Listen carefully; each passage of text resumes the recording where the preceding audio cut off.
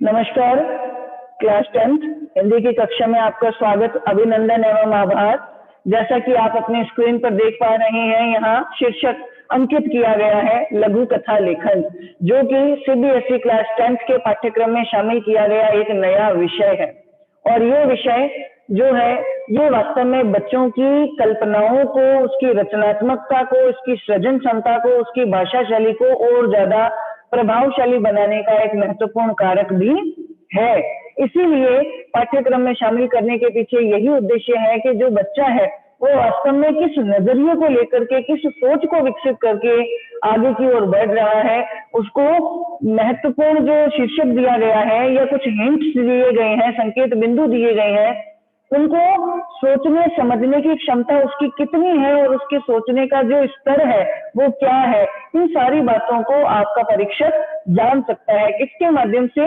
लघु कथा लेखन के माध्यम से। तो हमने अपनी कल की कक्षा में जानकारी हासिल की कि कहानी लेखन क्या है। तो बेटा, लिखने का तरीका आपके समक्ष यहाँ उपस्थित है। ध्यान दीजिए, इतना एक्सप्लेनेशन आपका परीक्षक नहीं पढ़ता है, लेकिन इस एक्सप्लेनेशन के बीच में जो चीजें रेखांकित की गई है उसकी तरफ उसका ध्यान अवश्य जाता है। इसलिए हमारी महत्वपूर्ण बात थी क्या? कहानी की परिभाषा। और उसी परिभाषा को मैंने अपनी पहली पंक्ति में क्या कर दिया? रेखांकित कर दिया। लिख करके काम देने के पीछे मेरा एक कारण ये भी है ताकि आप लोग इस चीज से भी विदित हो सके कि खाली एक्सप्लेनेशन दे दे के, लिख लिख के मात्र पेजों को पूरा करना हमारा उद्देश्य नहीं है। उस एक्सप्लेनेशन में हम अपनी किस बात को अभिव्यक्ति दे रहे हैं उसे कुछ महत्वपूर्ण वाक्यांशों या वाक्यों में भी हम सीमित करके, यानी गागर में सागर भर के भी अभिव्यक्त कर सकते हैं और उन चीजों को हमें रेखांकित कर देना चाहिए। जैसे कहानी। कहानी क्या है? जीवन के किसी एक घटना के किसी रोचक वर्णन को ही हम कहानी कहते हैं। ये महत्वपूर्ण बात थी जो रेखांकित की गई। आगे बताया हमने कि कहानी पढ़ने, सुनने, लिखने की एक लंबी परंपरा हमारे देश में रही और यह सभी के लिए मनोरंजक भी होती है। बच्चों को कहानी सुनने का बहुत चाव होता है और दादी नानी की कहानियां प्रसिद्ध भी हैं। अब कहानी का क्या उद्देश्य है? तो ध्यान दीजिए, इससे न केवल मनोरंजन होता है बल्कि हमें एक सीख भी मिलती है। कहानी लेखन एक कला है और हर कहानी लेखक अपने ढंग से कहानी लिख करके उसमें विशेषता पैदा करता है। वो कल्पना तथा वर्णन शक्ति के माध्यम से कहानी के कथानक यानी विषय वस्तु को, उसके पात्र यानी जो कैरेक्टर्स है, चरित्र है, उसके वातावरण आदि को प्रभावशाली बनाता है। यानी उस लेखक की भाषाशैली का प्रभावी होना बहुत जरूरी है। अतः हम कह सकते हैं कि लघु कथा लेखन में दो शब्द प्रयुक्त हुए, एक लघु और एक कथा। लघु रूप में और कथा तत्व का वर्णन करना, यानी गद्य की एक ऐसी विधा जो आकार में तो छोटी हो सकती है लेकिन उसमें कथा तत्व विद्यमान हो। इसी कथा तत्व को बहुत प्रभावी रोचक ढंग से लघु आकार में लिख देना ही कहानी है, यानी गागर में सागर भर देना भी लघु कथा लेखन का मुख्य उद्देश्य है। तो इस प्रकार हम कह सकते हैं, फिर से हमारी ये परिभाषा है, इसको हमने रेखांकित किया कि जीवन के एक बहुत बड़े परिदृश्य में से एक प्रसंग या किसी घटना को रोचकतापूर्ण तरीके से प्रकट करना ही लघु कथा लेखन कहलाता है। और कहानियां कितने प्रकार की होती है? आकार के आधार पर देखा जाए तो कहानी दो तरह की है, एक तो लंबी या विस्तृत कहानी और दूसरी लघु या छोटी कहानी। लेकिन आधुनिक समय में कहानियां लघु आकार की ही अपनाई गई है। और वैसे देखा जाए, यानी विषय वस्तु को देख करके अगर लिखा जाए तो वो आती है विवरणात्मक यानी लेखन कार्य, जिसमें हमने सिर्फ लिखा ही लिखा है, या संवादात्मक जो डायलॉग के फॉर्म में कहानी आगे बढ़ती है। लेकिन वर्तमान में इसके मिश्रित स्वरूप को अपनाया गया है, जिसमें विवरणात्मक भी शामिल है और संवादात्मक भी शामिल है। यानी एक समय की बात है, एक जंगल में एक शेर रहता था, वो बहुत आलसी था, वो जानवरों पर अत्याचार करता था, अपना कार्य नहीं करता था। तो ये तो विवरण चल रहा है, लेकिन आगे हमने क्या किया? एक दिन उस शेर ने किसी जानवर से वार्तालाप करते हुए, संवाद स्थापित करते हुए कहा क्या? कॉमा इन्वर्टेड कॉमा, तुम इस जंगल में मुझे पहले कभी दिखाई नहीं दिए। अब यहाँ ये क्या कर रहा है? संवाद कर रहा है, यानी वर्णन भी है और साथ में संवाद भी है। इन दोनों मिश्रित तरीकों को हम आज अपने हिंदी लघु कथा लेखन में अपनाते हैं। अब बात आती है कहानी के प्रमुख अंग कौन से हैं, यानी कौन कौन से ऐसे पार्ट हैं, कौन कौन से ऐसे भाग हैं जिनको लेकर के कहानी बनती है। तो सबसे पहले तो विषय वस्तु होती है, उस विषय वस्तु में कुछ कैरेक्टर्स होते हैं, उन कैरेक्टर्स में आपसी संवाद होते हैं और उस कहानी को बताते समय उस जैसा माहौल तैयार किया जाता है और जो संवाद स्थापित हो रहे हैं, वो जो भाषा है वो उस समय को भी वहां अभिव्यक्त करती है और अंत में वो कहानी किसी सीख या शिक्षा को हमारे सामने उपस्थित करती है। इसी कारण जब भी कहानी लेखन करते हैं तो कहानी लेखन के पीछे हमारे क्या उद्देश्य होते हैं, यानी कहानी लिखने के पीछे क्या उद्देश्य, क्या लक्ष्य, क्या निर्धारित किए गए हैं। तो सबसे पहले बच्चों की कल्पना शक्ति का विकास, यानी क्या इमेजिन करते हैं वो और अपनी उस इमेजिनेशन को किस डायरेक्शन में ले जा रहे हैं, किस दिशा में उन्मुख कर रहे हैं, है ना। अब ये दो तरीके से होता है, सकारात्मक नजरिया भी आता है बच्चों का और नकारात्मक भी। मैं फिर से कह रही हूँ, परीक्षक पर सकारात्मक नजरिया या पाठक वर्ग पर सकारात्मक नजरिया ज्यादा प्रभावी होता है।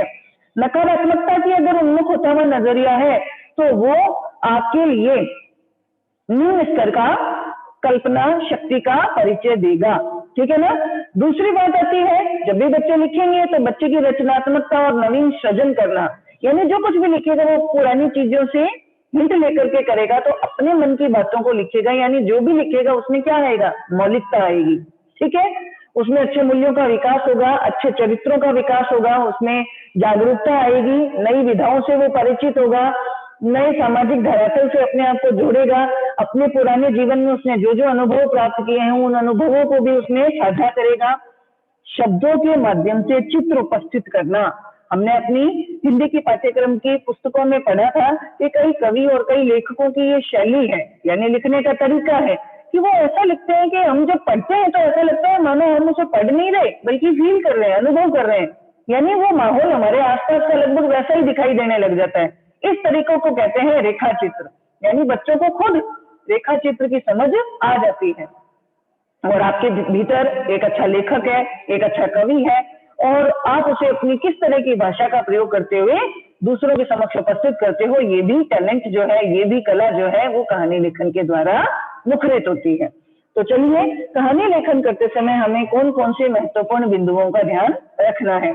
एक तो जो कहानी चल रही है, विषय वस्तु चल रही है, वो एक दूसरे से जुड़ी होनी चाहिए, यानी उसमें गति बनी रहे, कहीं भी वो कहानी बीच में ऐसे आधी अधूरी या टूटी हुई सी ना लगे, यानी निरंतरता होनी चाहिए।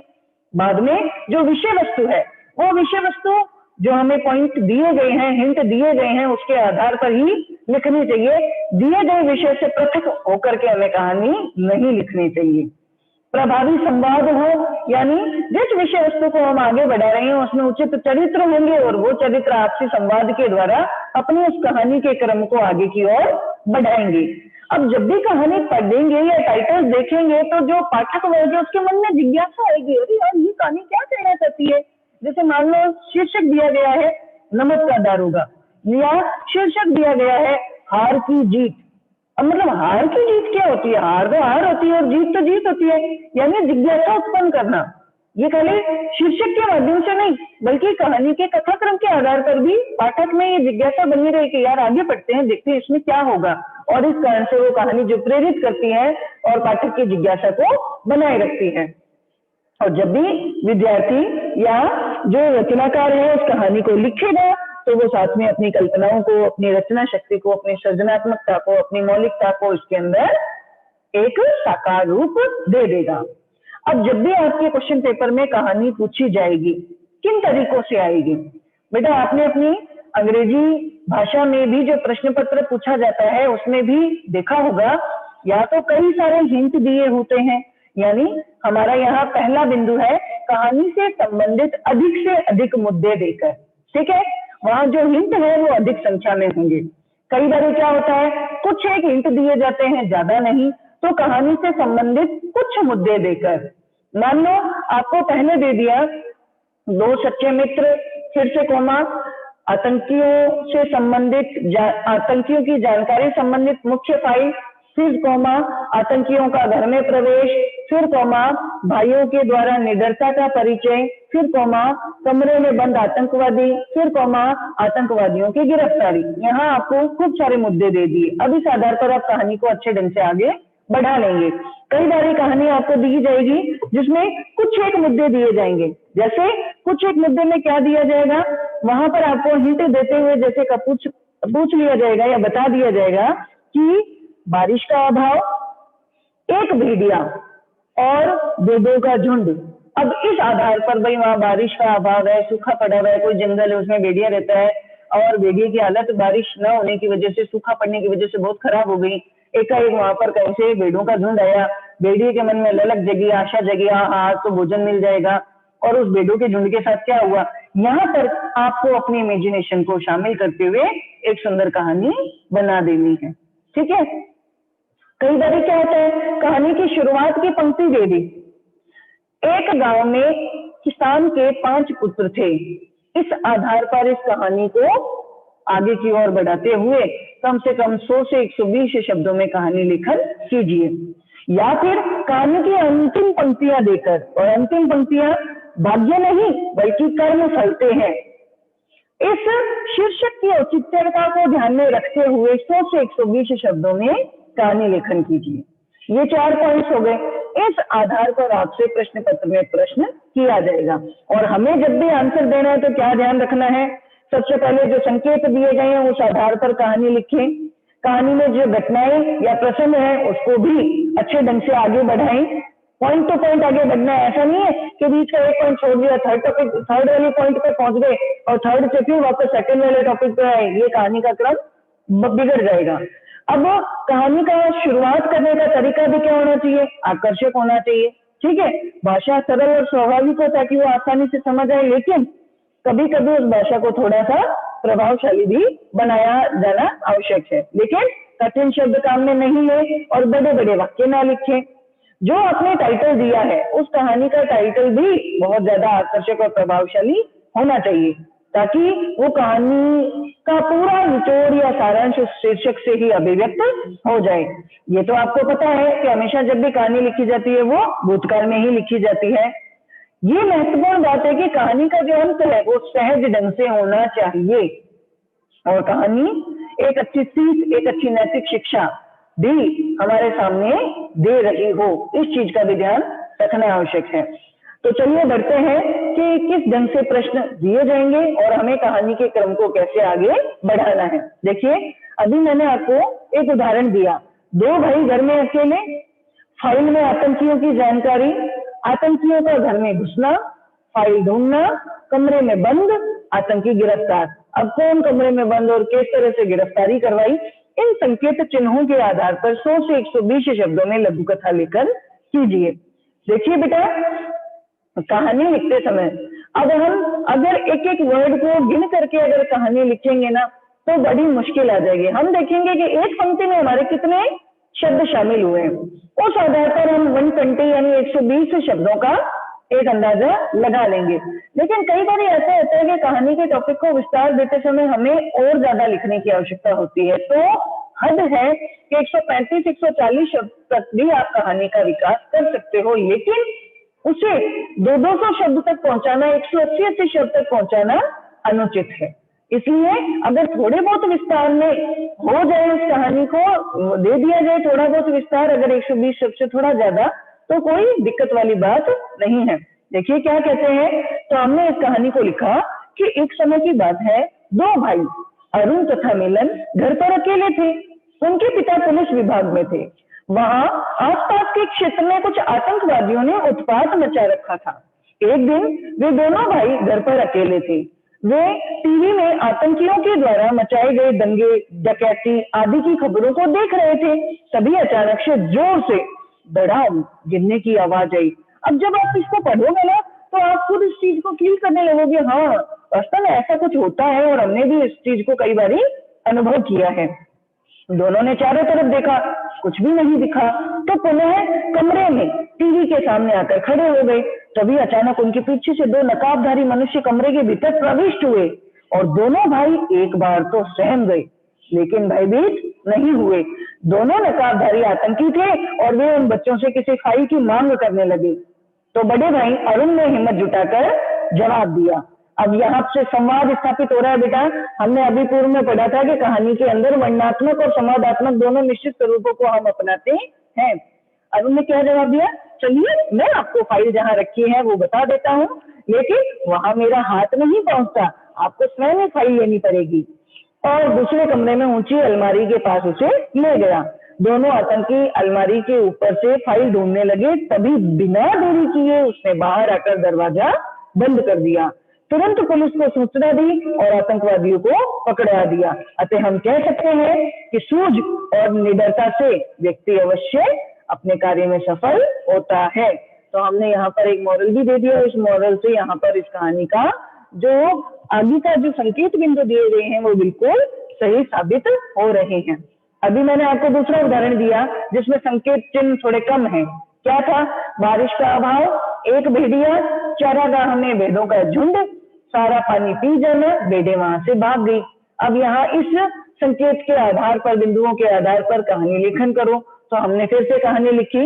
एक समय में विस्तृत जंगल था जहाँ वनस्पतियां, पेड़ पौधे, फूल उसकी शोभा को बढ़ा रहे थे और वन्य जीव अपना निवास बनाते थे। लेकिन एक वर्ष वहां बारिश नहीं हुई, जिससे सारी हरियाली तो नष्ट हो गई, साथ ही साथ वहां के जल स्रोत भी क्या हो गए, समाप्त होने की कगार पर आ गए थे। वहां एक भेड़िया रहता था, लेकिन वो कई दिनों से शिकार न मिलने की वजह से बहुत ही दुर्बल हो चुका था। उसके मन में आहार प्राप्ति की आशा थी। एक दिन वहां एक चरवाहा यानी गडरिया अपने भेड़ों के झुंड को लेकर के घुमाने के लिए लाया। साथ ही एक दूरी पर उसने भेड़ों के पानी पीने के लिए भी व्यवस्था कर दी। भेड़ें जब पानी पी रही थी तो उन पर भेड़िए की नजर गई और वो उनमें से किसी एक को खाकर के अपनी भूख शांत करने के लिए बड़ा ही लालायित होकर बोला। अब वापस से यहाँ पे संवाद आ रहा है। क्या बोला, आपका यहाँ स्वागत है। बारिश न होने की वजह से मुझे बहुत चिंता हुई थी और मेरी प्यास के कारण बहुत स्थिति खराब। कृपया कोई मुझे पानी पिला दो। भेड़ों ने उसकी चाल को समझ लिया और गंभीरता को जानकर तुरंत वो वहां से भाग गई। इस तरह अपनी जान बचाई। धूर्त भेड़िया भूखा रह गया और इसलिए हम कह सकते हैं कि जो आपसी सूझ है उससे रक्षा अवश्य ही संभव है। अब यहाँ पर बेटा कोई संकेत बिंदु नहीं है, सिर्फ एक छोटा सा टाइटल दिया गया है, वो है सीख के भाग्य नहीं बल्कि कर्म फलते हैं। यानी जो व्यक्ति भाग्य के भरोसे बैठा रहता है वो तो यूं ही रह जाता है और जो व्यक्ति कर्म करता है वो जरूर सफल होता है। इस आधार पर उक्ति को साबित करते हुए 100 से 120 शब्दों में लघु कथा लेखन कीजिए। तो जीवन में प्रत्येक प्राणी को भाग्य के भरोसे नहीं रहना चाहिए, उसे कर्म को प्रधानता देनी चाहिए, क्योंकि कहावत है कि भाग्य भरोसे जो रहे सो पाछे पछताए, काम बिगाड़े आपनो जग में होत रहता है। यानी जो भाग्य पर निर्भर रहता है वो अंत में पछताता है और उसका काम भी बिगड़ जाता है, वो हास्य का पात्र बन जाता है। इसी बात को इस कहानी के द्वारा प्रमाणित भी किया गया है कि एक बार एक जंगल में एक पेड़ पर चिड़िया रहती थी। वो दैनंदिन अपने क्रियाकलाप करती रहती थी। कुछ समय पश्चात उसने पेड़ पर अपना स्थायी आवास बनाया और उसी में उसने 2 अंडे दिए। वह अपने घोंसले और अपने बच्चों का ध्यान रखती थी, समय पर बच्चों के लिए भोजन का प्रबंध कर देती। जैसे जैसे बच्चे बड़े होने लगे, उन्हें आत्मनिर्भर बनाने के लिए चिड़िया उन्हें उड़ने का प्रशिक्षण भी देने लगी। बहुत प्रयास करने के बाद भी बच्चे ढंग से उड़ना नहीं सीख पाए। एक बार वहां खूब तेज आंधी तूफान आया, जिससे चारों ओर अंधेरा छा गया और चिड़िया अपने घोंसले तक नहीं पहुंच पाई। तो एक बच्चे ने दूसरे से कहा, चलो उड़कर किसी दूसरे स्थान पर चलें। तो दूसरे बच्चे ने कहा, नहीं, माँ आएगी और हमें बचा लेगी। यदि भाग्य में मरना लिखा है तो मृत्यु ही सही। पहले बच्चे ने उसे बहुत समझाया किंतु वो नहीं माना और पहला बच्चा उड़कर अपने सुरक्षित स्थान पर पहुंच गया, किंतु दूसरा नहीं माना था, इसलिए वो भाग्य के भरोसे रहकर अपनी जान गवा बैठा। इसीलिए ये कहानी सीख देती है कि कर्म से ही सफलता संभव है। अब यहाँ पर भी आपको शीर्षक दिया गया है और ये शीर्षक कहाँ से लिया गया, सीख से। बीता हुआ समय वापस नहीं आता। यहाँ पर भी 2 मित्रों की एक कहानी बनाई गई है। अब क्या होता है बेटा, कई बार टॉपिक ऐसे भी दिए जाते हैं। कैसे टॉपिक, जो मैंने यहाँ आपको इस कहानी नंबर 6 में दिया है, गंगा और मैं नामक शीर्षक को मद्देनजर रखते हुए 100 से 120 शब्दों में लघु कथा लेखन कीजिए। कल किसी बच्चे ने मुझसे प्रश्न भी पूछा था कि मैडम, हर किसी कहानी के पीछे मॉरल आता हो, हर किसी कहानी के पीछे कोई ना कोई सीख आती हो, ये कोई जरूरी नहीं है। तो मैंने उस समय जवाब दिया कि वैसे तो कहानी हमेशा कोई ना कोई सीख और मॉरल जरूर देती है। लेकिन इस तरह के जब टाइटल दे दिए जाएंगे तो वहां कोई मॉरल या सीख नहीं होगी, लेकिन इसका कंक्लूजन तो हमें देना चाहिए, है ना। तो ये देखो दिया गया है गंगा और मैं, तो हमने इसके ऊपर भी एक कहानी बनाई। क्या कहानी थी कि एक बार मुझे हरिद्वार जाने का अवसर मिला। मैं अपने पारिवारिक जनों के साथ हरिद्वार पहुंचा तो वहां गंगा घाट पर उपस्थित होकर जब मैंने किलोले करती हुई नदी के प्रवाह को देखा तो मैं अवाक रह गई। मुझे सत्यम शिवम सुंदरम की अनुभूति हुई, यानी जो कुछ है सब यही सत्य है, इससे परे कुछ भी नहीं। वास्तव में स्वर्ग की सी अनुभूति होने लगी। वास्तव में ये नदी पापहारिणी मानी जाती है। इसके शीतल निर्मल धवल जल में स्नान करके अपने आप ही हमारे तन और मन दोनों में पावनता का संचार होता है। संध्या के समय यहाँ घाट पर होने वाली गंगा आरती का दृश्य तो मन को लुभाने वाला था। एक साथ अनेक दीपकों की लौ जब नीले जल में बहती दिखाई देती है तो मानो नक्षत्रों से युक्त आसमान धरती पर उतर आया है। मन था यहीं बैठकर इसके दृश्य का सुख पाती रहूं। जो कुछ है वो समय परिवर्तनशील और गतिमान है, और जो स्थिर है वो नश्वर है। ये देखो मॉरल आ गया यहाँ पे। जो कुछ है यानी जिसका अस्तित्व कायम है वो क्या है, अपने आप को परिवर्तनशील और गतिमान बनाए रखता है। और जो स्थिर रहता है, जो अपने भीतर कोई किसी प्रकार का गतिशीलता नहीं लाता, वो नश्वर है, यानी वो नष्ट हो जाता है। इस तरह से यहाँ पे आपको अपनी बात को थोड़ा सा सकारात्मक नजरिए की ओर ले जाना होगा, ताकि वो आने वाले जो भी पाठक वर्ग है उसके लिए, पढ़ने वाले के लिए, या जहां तक हमारी कहानी की पहुंच होगी उन समस्त व्यक्तियों तक एक अच्छी सोच विकसित कर सके। तो पुण्य और पवित्र भावों को धारण करके परहितकारी कार्यों में संलग्न होवे, यही सीख यह नदी हमें देती है। और ये दृश्य मेरे लिए वास्तव में अविस्मरणीय रहेगा, यानी मैं इस दृश्य को कभी भी भूल नहीं पाऊंगा।